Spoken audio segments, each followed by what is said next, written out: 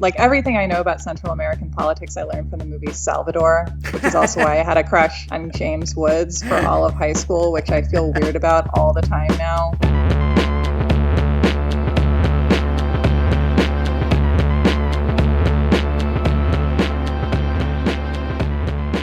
Welcome to You're Wrong About, a show that we do every Saturday morning instead of going to brunch. Now that everyone knows what the show is about, it's mostly about eggs. You're Wrong About is a show about us taking issue with things that other people are perfectly able to enjoy, and then making it impossible for them to enjoy in an uncomplicated way forever. So really brunch, we could totally do a brunch episode. I am Michael Hobbs. I'm a reporter for the Huffington Post. I am Sarah Marshall, and I'm a writer for The New Republic and BuzzFeed. And today we're talking about Iran-Contra. I was born in 1982. I was 4 years old when all of this happened. So I never had any sense of Iran-Contra at all when I was growing up. It was only when I started researching this that I sort of came to understand what it actually was. I always thought about it as like this weird, complicated footnote that nobody ever really talks about and doesn't seem to have left any lasting legacy. I think I learned about Iran-Contra, like I first heard of it because I was reading some list, or I was compiling some list for myself of women in the 80s who had been embroiled in Washington insider type debacles and who were then seen as the reason that a powerful man was ruined. Fawn Hall was the secretary or somebody for Oliver North, who now has a TV show on Fox, I guess, and that she, in a Rosemary Wood kind of a way, had shredded documents for him or helped him shred documents or was called on to testify. That's what I got. There was a lady with a hairstyle involved somewhere. Yes. I love also that there's all this great metaphorical stuff about she didn't just shred documents, she snuck them out of the office in her undergarments. So there's this wonderful, extremely clunky literary metaphor of like a woman at the heart of this, putting things in her underwear and leaving the office with them. Someone has written like a really boring poem about this detail. And if they haven't, then I will. Yeah, exactly. Okay, so I'll tell you what I think I know. The Reagan White House had been selling arms to Iran in order to finance a proxy war against the Soviets in Nicaragua. One of the big questions about it was like, did Reagan know? When did Reagan know? How much did he know? And then he kind of came out scot-free at the end by being like, well, I'm Ronald Reagan, and I look like a cowboy. That's actually remarkably accurate, Sarah. I'm actually amazed. But the details of it, I don't know anything about. And I guess, so like, who was involved and how much money was it? I feel like the first thing to debunk is really this idea that Iran-Contra is complicated. Because one thing that I was really struck by was the extent to which it really is a very simple scandal. We were selling weapons to the Iranians to get money to give to a militia who was trying to overthrow the government of Nicaragua. You can describe it in one sentence. And much of the social construction of this, or the way that it's remembered, is this complicated thing, and the National Security Council was going against the wishes of the CIA, and the head of the State Department didn't know, and all this interagency, technical, like very legalistic. It has a hyphenate name, which doesn't help. So, yeah, the place I want to start is just kind of setting the scene with where we are in the early 1980s. So we're right in the middle of the Cold War, and the place that we get this term, the Third World, is from this period. The capitalist world, like America and Western Europe, is considered the First World. And then the Soviet world, Russia, Central Asia, is considered the Second World. And then there's the Third World that's up for grabs. This term, the Third World, never had anything to do with poverty. It's just mostly countries, mostly authoritarian at the time, mostly poor, that hadn't really declared allegiance yet. Liberia and Cambodia and Vietnam and all these countries that we end up fighting about. And the Soviets and the Americans are fighting over which direction the Third World is going to go in, kind of country by country. So it's like a hot divorcee at your work, you know, and it's like you versus Tim from accounting, and you're like, I'm going to go on the first date with Jessica. Yeah. After her ex moves out. And so the entire story of Iran-Contra is really about all of the weird contortions that it gets you into when you will do anything to prevent a country from falling into the hands of the Soviets, including doing things that make no sense. So I think the best way to think about Iran-Contra is not as one scandal, but as two completely separate scandals. One of the other you're wrong abouts, or yours wrong about, of Iran-Contra is this idea that the link between Iran and Nicaragua is the scandal, when actually what happened in Nicaragua is a scandal in itself, and what happened in Iran is a scandal in itself. And so this little link between them, the money that changed hands in between them, is actually not that big of a deal. And it's weird that that element got so much emphasis at the time. Is this going to be another story where we destroy a nation and its people because we're afraid of communism? Yeah, two. This is two of those stories, Sarah. Oh my God. Two together. And there's one bank transfer that happens between those two things. And we spent years going, what about the bank transfer? Who knew about the bank transfer? And completely ignoring what we were actually doing in Nicaragua and what we were doing in Iran, which are both super bad. Right. It's obviously it's fine to undermine a nation's economy or its own choices for itself in order to stand up for capitalism. That's all fine. But if you misappropriate federal funds in order to do so, that's the bad thing. So let's get into the actual bad things in Nicaragua. You can start the Nicaragua story anywhere, basically. But we can just kind of lay our scene in the early 1980s, where there's a communist regime in place in Nicaragua. And this is a generally turbulent time in Central America, right? A lot of governmental shakeups and revolutions happening. At the end of the 1970s and early 1980s, most of Latin America was still under dictatorships at this time. And they had different ideologies, but you wouldn't want to live under really any of these dictatorships, essentially. And so, especially in Nicaragua, there was this right-wing dictator asshole, and then he gets overthrown by the Sandinistas, who are this extremely problematic communist regime. Yes. So the only thing the U.S. cares about at this point is whether you're communist or capitalist, not necessarily what you're doing or how you're affecting human rights or running your economy or anything else. We can iron all of that out later. And so when Reagan gets elected, it's actually an election issue. It's a campaign issue of, I think we should overthrow the Nicaraguan government because they're communist and they're bad. And then Carter's like, no, we shouldn't. But it's totally out in the open. But of course, if Carter says that we should do anything, the only natural thing to do is do the opposite, because any idea that poor Jimmy Carter has is un-American and overly pacifistic, right? Yeah, I mean, that's another thing that kind of is an overlay of this entire story, is that the Democrats are really afraid of being seen as weak. And Reagan takes this mantle of, I'm the strong, masculine, powerful leader who will do what needs to get done. And so he is very clear about the fact we need to be funding the Contras. They're kind of the offcuts of this previous capitalist dictatorship that was in Nicaragua. So they lose to the communists. They flee. They're mostly in Honduras at this point. And they'll do missions into Nicaragua to try to overthrow the government. Reagan and everybody else in the government decides, well, we need to support these guys so that we can help them overthrow the government of Nicaragua. This is sort of the grand tragedy of all of these things, is that there's no good guys. What happens a lot is that these Contras will show up in villages and say, look, you need to give us food, you need to give us shelter. If you don't, we'll kill you. And they have AK-47s and all this kind of stuff. Jesus. And for the villagers, if they, let them stay in their home and feed them, then they'll live. But then if the government finds out that you aided and abetted the Contras, they'll kill you. So it puts the entire country in this terrible situation where, you're just deciding who kills you. In the early 80s, as we're funding these people to the tune of hundreds of millions of dollars, this is a very expensive and very important project for Reagan. We didn't have anything better to be throwing our money at in America, clearly. There wasn't any poverty or AIDS or anything. Yeah, there were no trends going downhill at that time. So Congress knows about this, and there start to come out more and more Human Rights Watch reports. There's this report that comes out in 1986 that documents 139 cases of attacks on civilians, and 118 were done by the Contras.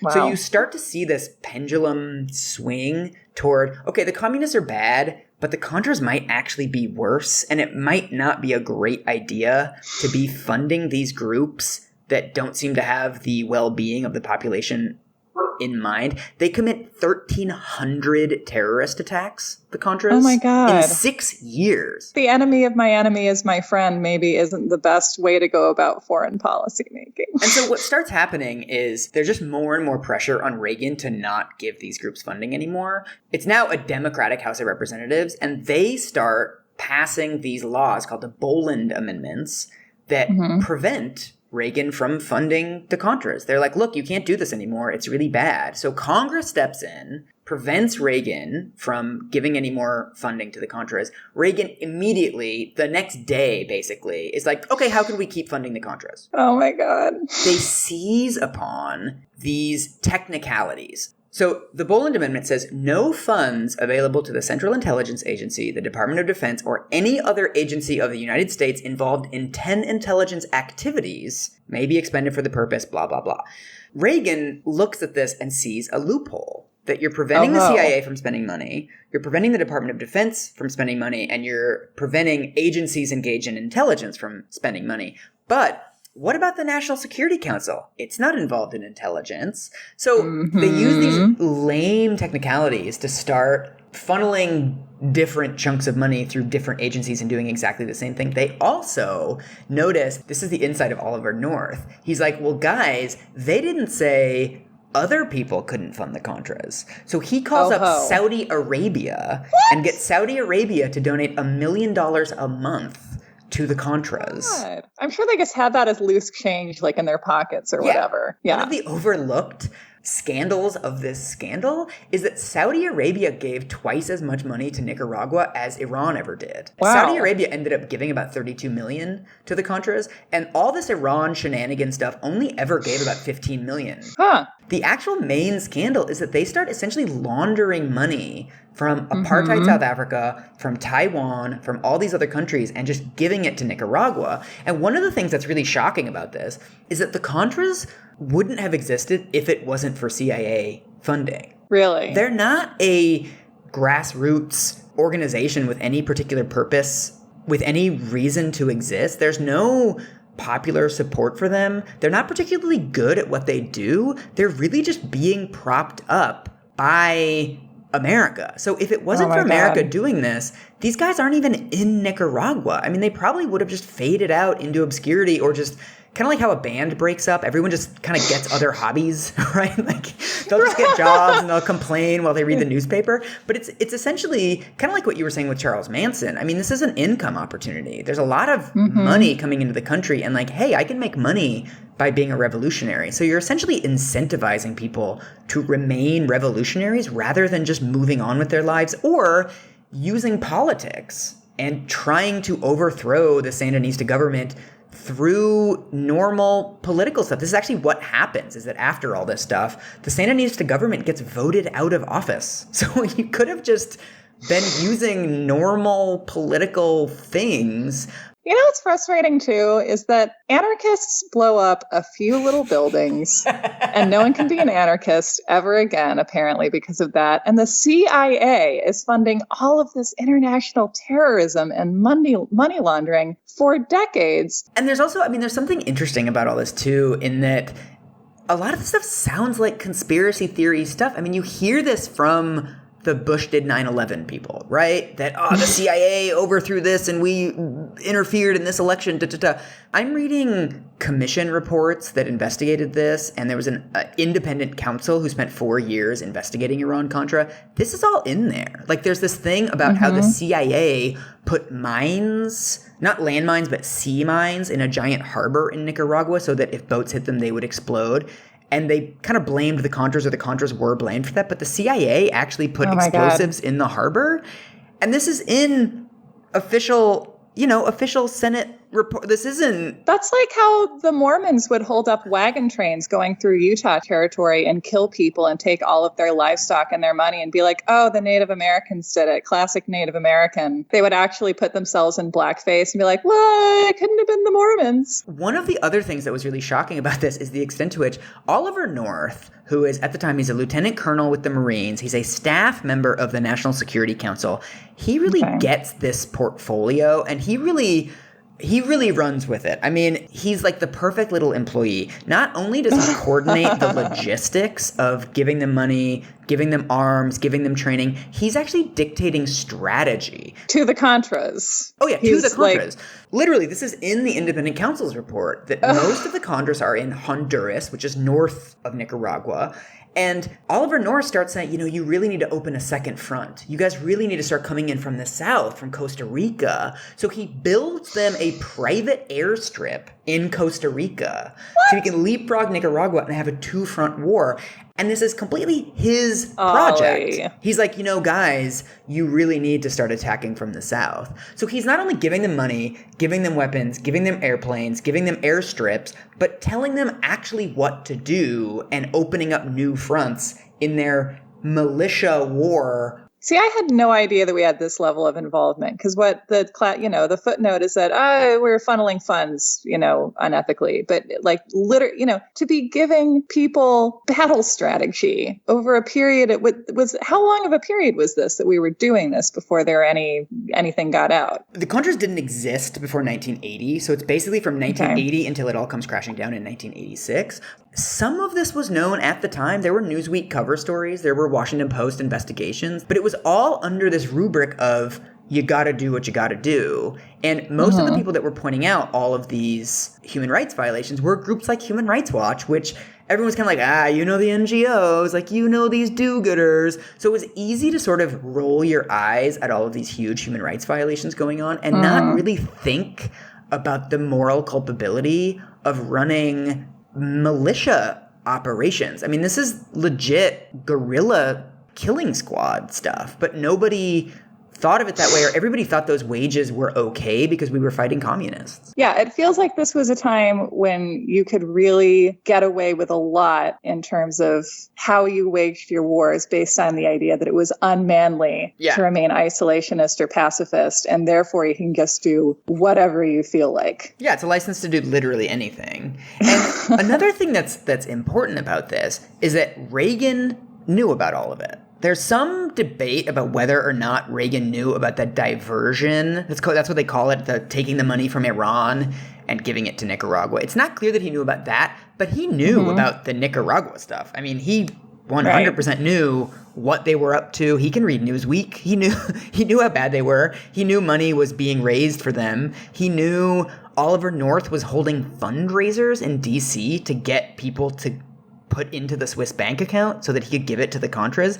Oh, well, if there's Swiss bank accounts involved, then that sounds totally legit. Also, keep in mind, George H.W. Bush was the vice president at this time, and he also knew everything. It's in his diaries that he knew exactly what they were doing in Nicaragua. He knew most of what they were doing in Iran, but things like giving money to mean terrorists, everyone knew about that. So this is a classic case of people being remembered as having committed white-collar crimes and done dodgy financial stuff when really the meat of the matter was human rights violations. Totally. So now we leave Nicaragua for now, and we go to Iran, where things are slightly more complicated, but still not that complicated. So following the Indiana Jones dotted line as Oliver North puts his fedora over his face.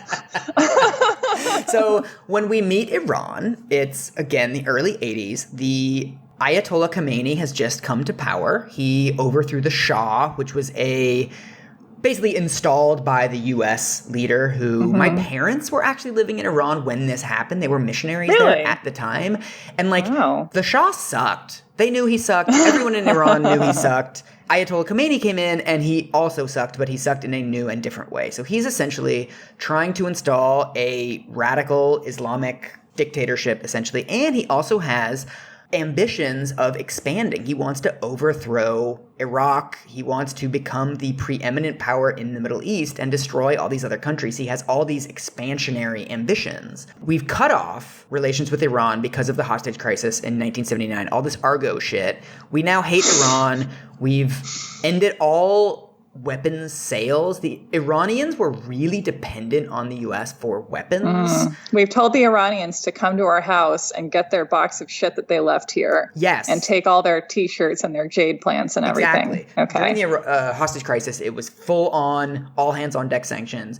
hostage crisis ends, we lift all the sanctions except for arms. And so the U.S. spends the first 3-4 years of the 1980s convincing all these other countries to not sell arms to Iran. We're really going to make them hurt. We're really going to cut them off. But Iran is really desperate for weapons because Iran is in a war with Iraq, which I found during the research on this is the longest ground war in modern history. How long? In 1980 to 1988, Iran versus Iraq. And it's like trench warfare. It's like a really ugly war.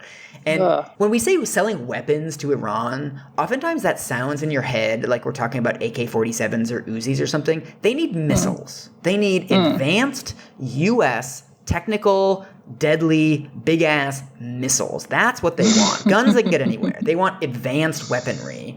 And they also need spare parts for all the weaponry that they've been buying from the U.S. for years because missiles, like everything else, break down over time. But then in 1983, 1984, the U.S. starts to discover, they're like, hey, wait a minute. So we've cut off their weapons. We've told everyone else to cut off their weapons. Iran really needs weapons. So who is it going to turn to for weapons? Hang on, the Soviets. So based on us having spent 3 years cutting off their weapons, it gives them no option other than to start sucking up to the Soviets to get their weapons. So that then puts the U.S. in this completely ridiculous situation where we are arming the Iraqis. So we are arming the army that is fighting the Iranians, but then we decide, well, we need to arm the Iranians too, because otherwise the Soviets will start arming them. Okay. There's also this completely delusional thing where we think that there are moderates within the Iranian government. So we have to we have to give weapons to Iraq so that Iraq can overthrow and destroy Iran. However, if that doesn't work, we need to start giving weapons to moderates within Iran to start pushing for change from within. We're finding the moderates within Khomeini's regime, within an extremist Islamist movement. Yes. Okay. That is kind of the main motivation behind sending weapons to Iran. There's also this issue of the hostages. This is one of those things that makes this story seem slightly more complicated, that the U.S. sells weapons to Iran to negotiate to release hostages in Lebanon. This is like one of these things that just makes it like one level of slightly more confusing. But basically there's U.S. hostages, 7 U.S. hostages have been taken hostage in Lebanon by Hezbollah. And Hezbollah, the rumor is Hezbollah is controlled by the Iranian government. And the Iranian government is like, I don't know her. I can't say.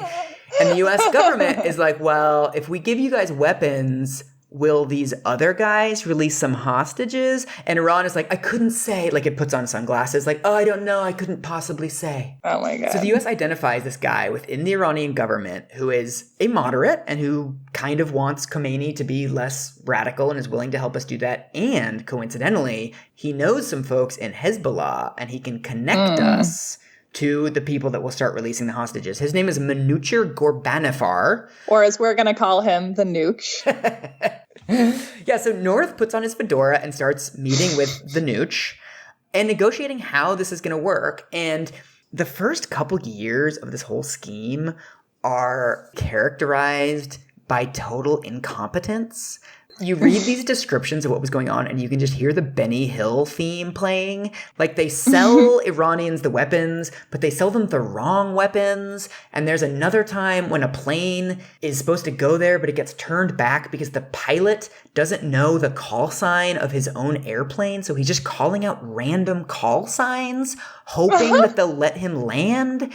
You had one job. Another thing, of course, this is all totally illegal. There's our arms embargo on Iran, so we cannot sell weapons to Iran. The federal government is breaking its own laws. Exactly, like they are in Nicaragua. Yeah. What they come up with this Ghorbanifar guy is, we will sell 100 weapons to Israel. Israel will then send them on to Iran, get the money, and then Israel will give us the money. So that on paper, it looks like, oh, last Wednesday, we sold 100 missiles to Israel. It's also like we're the honor student who we don't want to get caught buying weeds, so we're going through our cousin who doesn't have a great GPA anyway. It's the same level of sophistication, basically. But then the whole thing breaks down because we sell weapons to Iran and we're like, okay, guys, hostages, let's release them. And then Iran is like, we don't know anything about any hostages. And the U.S. is like, wait, this was the whole deal.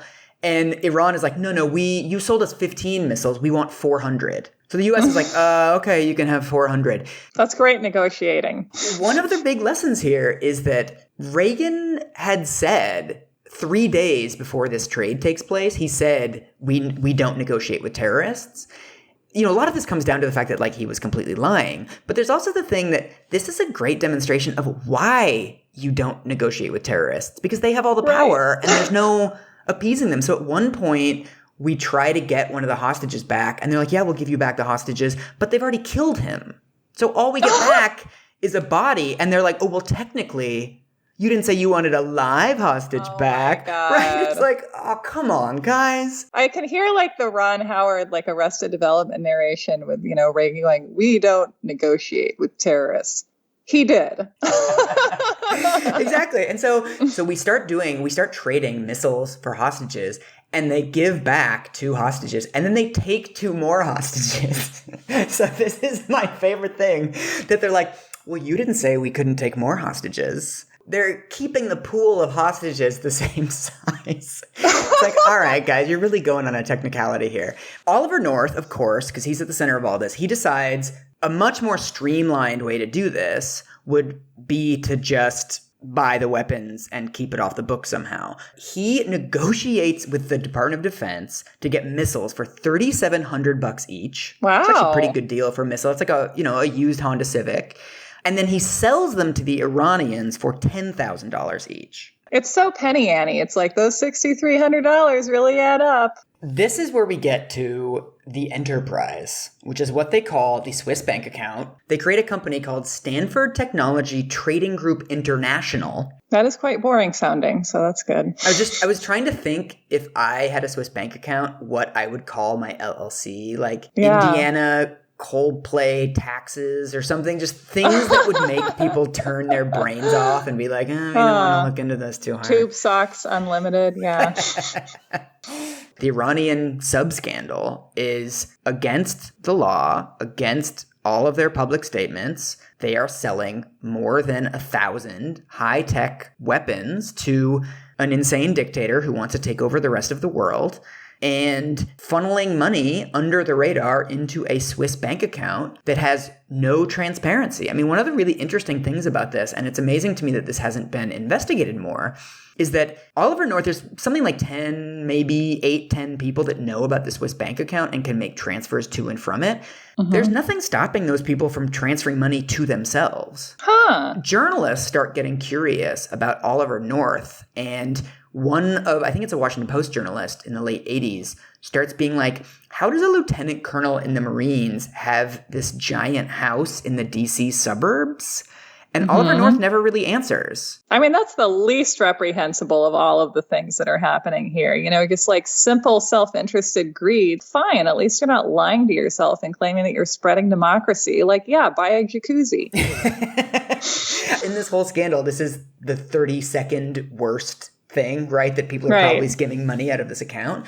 But again, this is why you don't do shit like this, is because you're just inviting people to be corrupt. You're just making this perfect system for people to skim off money for themselves and not report it to anybody. Mm-hmm. So that's the Iranian, that's scandal 2. Scandal 3 is the massive cover-up that takes place after all of this comes out. My favorite thing about this is that, by total coincidence, the Nicaragua thing is going for years. The Iran thing is going for years. In the same month, they both hit the public. By total coincidence, right? So in October of 1986, a plane is downed full of weapons and money and Game Boys for the Contras gets shot down over Nicaragua. The pilot of the plane, whose name is Eugene Hassenfuss, gets arrested, and he's basically immediately just like, oh yeah, I work for the CIA. And Nicaragua's like, wait, what? And he's like, oh yeah, I'm here supplying the Contras. They're like, what? Oh my God. And so this makes the papers. And then less than a month later,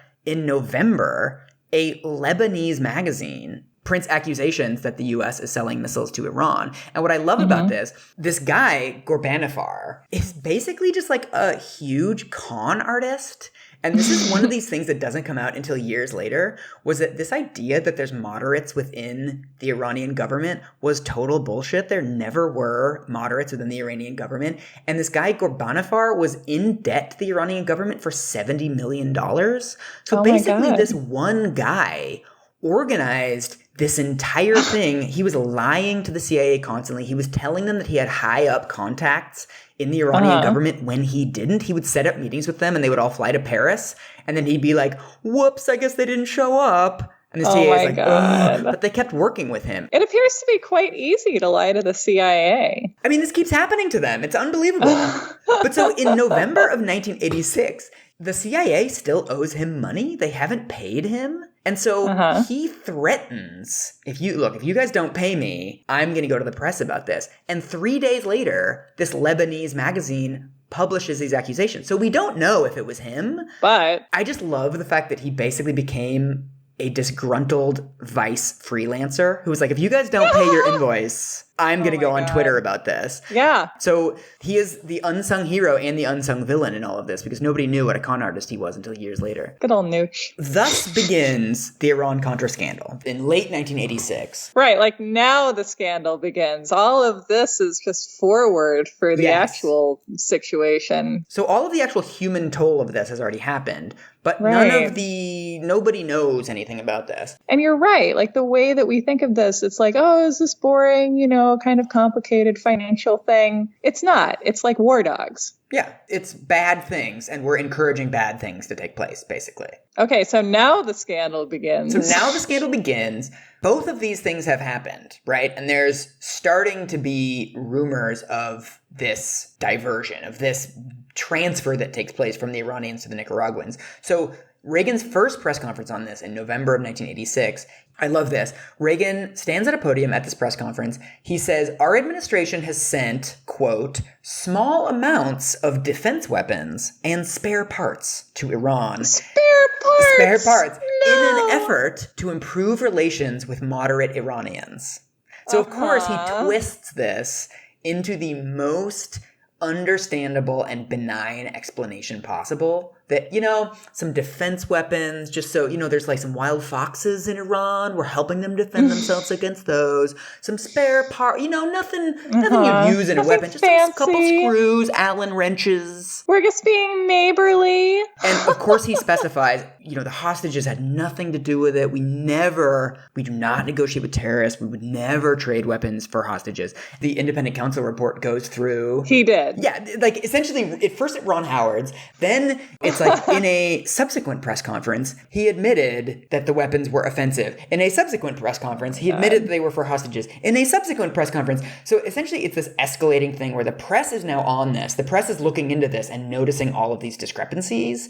And behind the scenes, the night that he gives his first press conference, this is when Oliver North goes on the shredding spree. Stacks and stacks of documents. This is where Fawn Hall helps him. And somehow she becomes lightning rod for all this blame because she's a woman and she's a woman. Yeah. And that was her first mistake. But they shred so many documents that they break the shredder, which is so fucked up because this isn't an Office Depot, Amazon's Choice wastebasket shredder. This is more like the wood chipper in Fargo. Like somehow they break this machine. Yeah. Behind the scenes, they're shredding all these documents. In front of cameras, Reagan is kind of trying to neutralize this, trying to minimize this. But eventually the press starts to figure out what's really going on.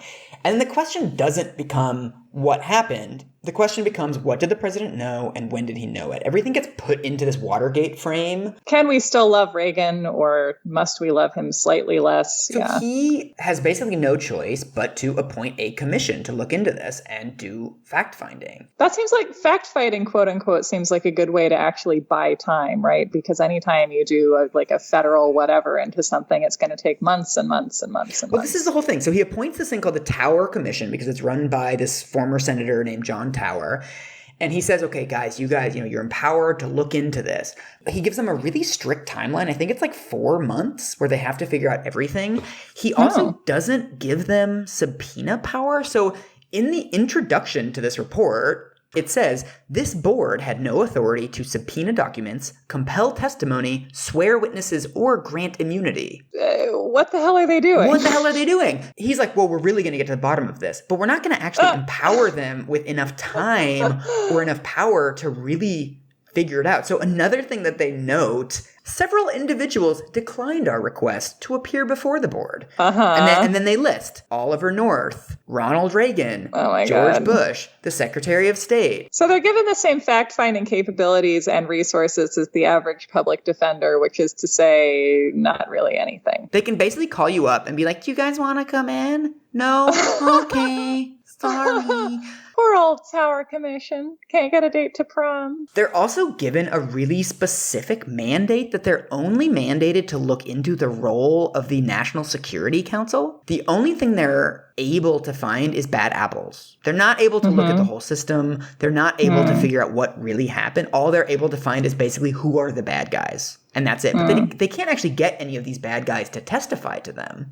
So they can't even get confessions to people or grant immunity and get them to flip on each other. This is from a Brown University kind of summary of this case. The Tower Commission released its findings on February 26, 1987, concluding that the National Security Council itself was sound and placing a heavy amount of blame on Chief of Staff Reagan and National Security Advisor Poindexter. Oh, right, because a Chief of Staff is a guy named Donald Reagan, which just they decided to make the White House as silly as possible during those years, right? Also to make these reports as confusing to read as possible, because they're like, Reagan was at fault, and you're like, got him! And then it's like, oh, it's Reagan, not Reagan. The Tower Commission concludes that 3 or 4 people are responsible for this, but they didn't really have the magnifying glass they needed to figure out what was really going on. So interesting how it's always 3 or 4 people who are responsible for these international years-long terrorism funding activities. It's amazing the amount of work for 3 or 4 people to get done in a day. There's also an independent counsel. Congress appoints an independent counsel, Lawrence Walsh,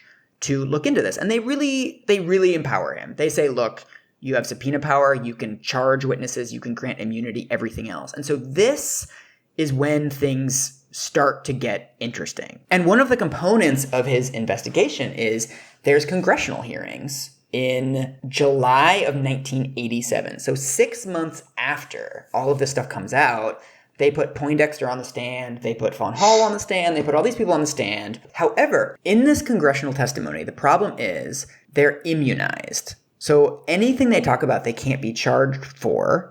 One of the weird things about this is that Congress decides to put Oliver North on the stand in front of cameras, in front of everybody, before he's given his testimony to these congressional committees. And so what that does is they don't have a written document of what actually took place. Normally the way that this happens is you put in a statement of the facts. On this date, I did this, I deny these allegations, But Congress never does that. So there isn't a narrative that they can dive into or say, what about this statement here, sir? What about this inconsistency here, sir? You say you didn't do this, but we have evidence that you did.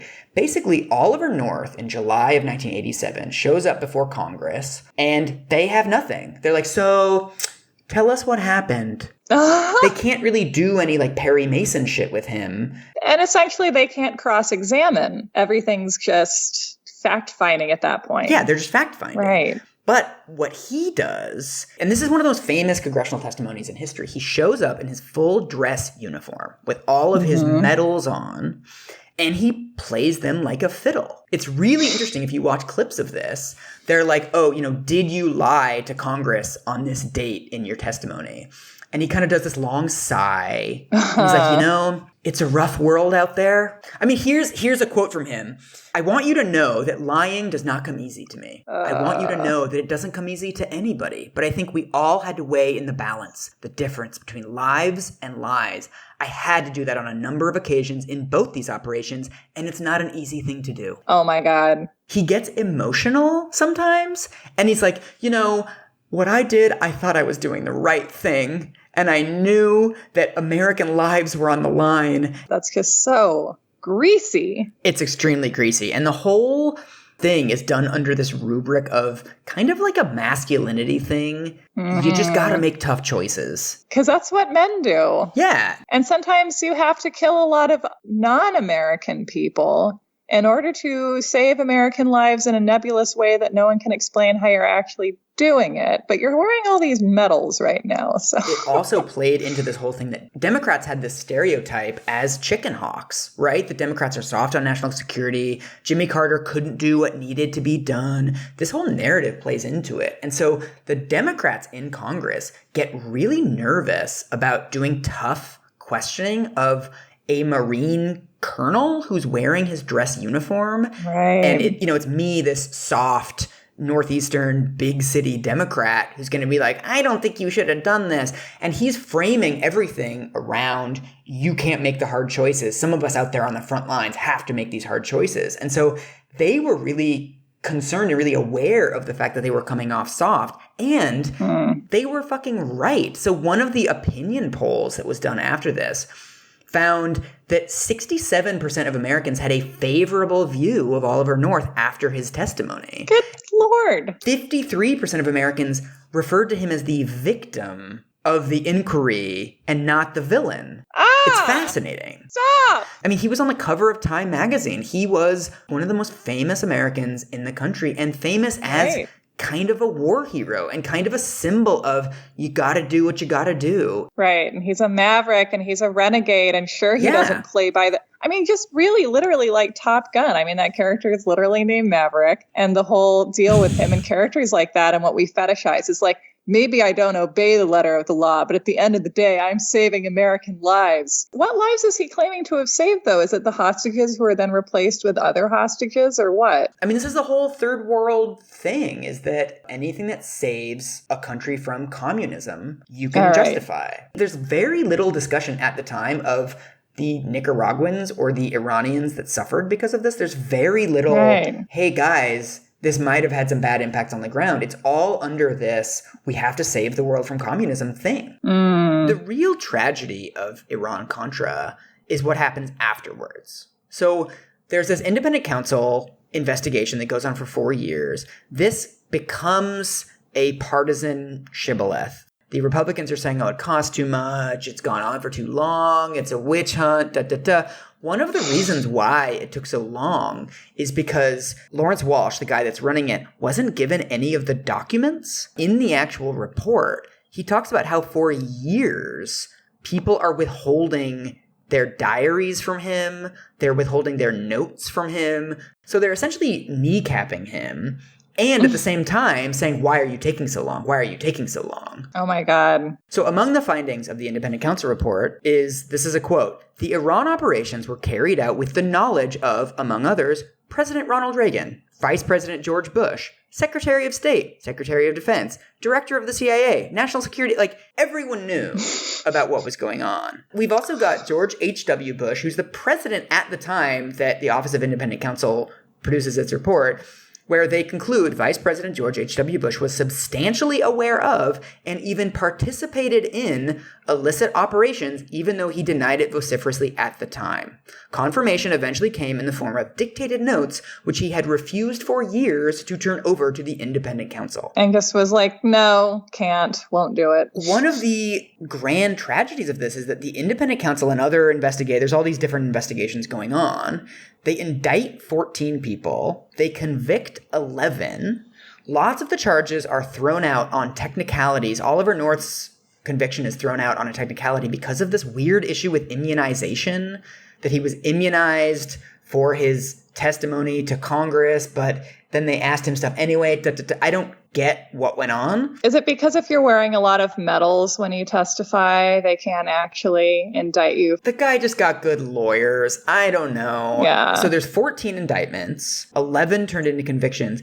H.W. Bush, after he loses the election to Clinton, pardons 6 of those people. Ugh. A lot of the reports, kind of the ex post facto reports on this, note that you have a president who is pardoning co-conspirators in a crime that he participated in. Right. He refuses to turn over his notes. When he finally does turn over his notes, it's clear that he was involved in this. And then he pardons other people that were involved in this. And then if you pardon your co-conspirators, then you're essentially, I would imagine, there's some legal grounds by which you're voiding a conspiracy charge, which might be used against you. 100%. I read this really great Yale Law article about this that is basically awooga. Like, it's basically, this is bad. We should all be more pissed off about this.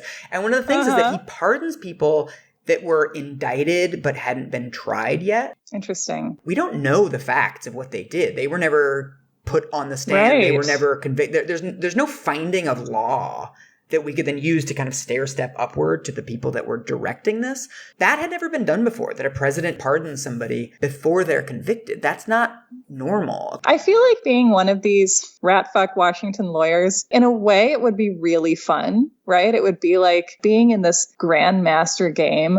Someone else is using all these loopholes, so you have to find other loopholes. And it would, in a way, be a really rewarding and exciting way to be using law. Just you would have to not care about being a moral agent of any kind ever, because obviously you're not doing that. Exactly. I got really obsessed with this question of why wasn't Iran-Contra a bigger deal? Why do I remember Fawn Hall as one of the most salient parts of it? Right. When clearly she fucking wasn't. And there's this great Columbia Journalism Review article about how the press dropped the ball. One of the reasons why it wasn't a bigger deal is because Oliver North, and he says in his memoir that he did this deliberately, he was able to focus all of the attention on two questions. What was the deal with this diversion of funds, and what did the president know? So one of the biggest problems is that because Watergate was such a big deal, everything gets put into this Watergate narrative. And I think that we sort of see this today, that when we're going through a presidential scandal, we're thinking, what chapter of Watergate are we at? Right. And that's kind of what happened with Iran-Contra, that what did the president know and when did he know it is actually not that useful of a question. Because, like I said, this diversion of funds was pretty small. The much larger scandals are what happened in Iran and what happened in Nicaragua and this huge cover-up. Yeah, focusing on that question, it's in keeping with one of the great sins of the Reagan administration, which is that, it matters what Ronnie says and how he makes it sound and whatever. And it's like, it doesn't really matter what he's doing. He's kind of a diversion. The people we should be focusing on are the people in his administration who are actually doing all of this work behind the scenes. I mean, there's an entire system that knew what was going on and what the human stakes were. I mean, one of the excerpts from this Columbia Journalism Review article is super scathing. It says, the two covert programs were poorly conceived, based on skewed readings of the international environment, inadequately staffed, and deliberately concealed from the proper authorities. The entire business was characterized by pervasive dishonesty, as officials duped not only the public and formal investigators, but each other. So it's really about a system rotting from the inside and going after its own momentum without a sense of any accountability. One of the biggest things, and this comes out in the Yale Law Review article, why does the president get to make foreign policy as he wants it without any regard to Congress? Congress passed a law saying don't give money to the Contras. He did it anyway. Congress passed another law saying, no, really, don't give money to the Contras, and he did it anyway. We don't necessarily need to have a country where the president can do anything he wants in foreign policy. That's something that Congress tried to change during the Vietnam War. They were like, we don't like the fact that these presidents have been able to wage this war on their terms. We want to have more congressional oversight. And it just kind of went away. Congress has all these fancy recommendations, but I am in touch with the heart and soul of American morality or whatever the hell. One of the failures of this is really about putting everything into this Watergate narrative and not necessarily thinking that this is different. This is about laws that have failed. This is about a system where a president can do anything that he wants without any accountability or any transparency. He wasn't even reporting to Congress behind the scenes or in confidential memos. Hey, look, we're funding the Contras. Hey, look, we're selling weapons to Iran, right? You don't have to do this stuff in public. But the idea of a representative democracy is that somebody knows what's going on and there's some sense of accountability. If you want to do secret wars, okay, there are committees for that. You can get some sort of approval for that. Maybe there's an argument for it, but you have to actually make that argument. You can't just decide that you're going to do it and not run it through anybody. One of the really interesting things from this Yale Law Review article is he says, the Iran-Contra affair resulted not from bad people violating good laws or from good people violating bad laws, but from misguided people violating ineffective laws.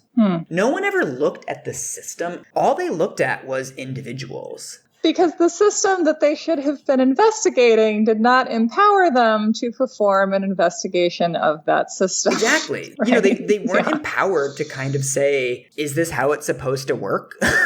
Yeah. One of the darkest things in this Columbia Journalism Review article is that the press didn't cover Iran-Contra because Congress wasn't doing anything about it, and Congress didn't do anything about it because the press wasn't covering it.